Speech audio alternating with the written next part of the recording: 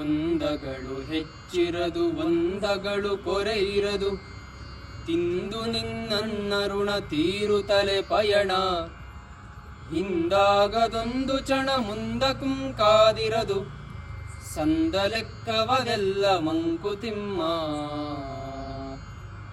ನಾವು ತಿನ್ನುವ ಪ್ರತಿ ಅನ್ನದ ಅಗಳ ಮೇಲೂ ನಮ್ಮ ಹೆಸರು ಬರೆದಿರತ್ತೆ ಅಂತ ಹೇಳೋದು ನಾವು ಕೇಳಿರ್ತೀವಿ.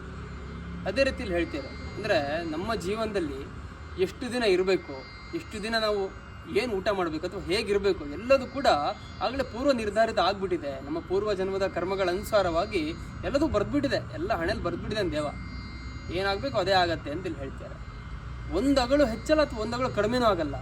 ಏನು ತಿನ್ನಬೇಕು ಅಂತ ಏನು ನಿನ್ನ ಋಣದಲ್ಲಿ ಬರೆದಿರುತ್ತೆ ಅಷ್ಟು ಸಿಕ್ಕೇ ಸಿಗತ್ತೆ ನಿಮಗೆ. ಅದ್ರಲ್ಲಿ ಹೆಚ್ಚು ಕಡಿಮೆ ಆಗೋದೇ ಇಲ್ಲ. ಲೆಕ್ಕ ಹೆಂಗಿದೆ ಅಕ್ಕೆ ಲೆಕ್ಕ ಪಕ್ಕ ಅಂತ. ಆದರೆ ಲೆಕ್ಕ ಯಾವಾಗ ಮುಗಿಯತ್ತೆ, ಮುಗಿದ ತಕ್ಷಣ ನೀನು ಹೋಗಲೇಬೇಕು. ಯಾರೂ ಕೂಡ ಅಥವಾ ಸಮಯ ಕೂಡ ನಿನಗೆ ಕಾಯಲ್ಲ ಅಂತೇಳಿ ಹೇಳ್ತಾರೆ. ಮುಗಿದ ತಕ್ಷಣ ಹೋಗ್ತಾ ಇರಬೇಕು. ಅದರಿಂದ ಜೀವನದಲ್ಲಿ ಉತ್ಸಾಹ ಕೂಡ ಇರಬೇಕು, ಹಾಗೆ ಒಂದು ರೀತಿ ನಿರ್ಲಿಪ್ತತೆ ಕೂಡ ಇಟ್ಕೊಂಡಿರಬೇಕು ಅಂತೇಳಿ ಹೇಳ್ತಾರೆ. ನಮಸ್ಕಾರಗಳು.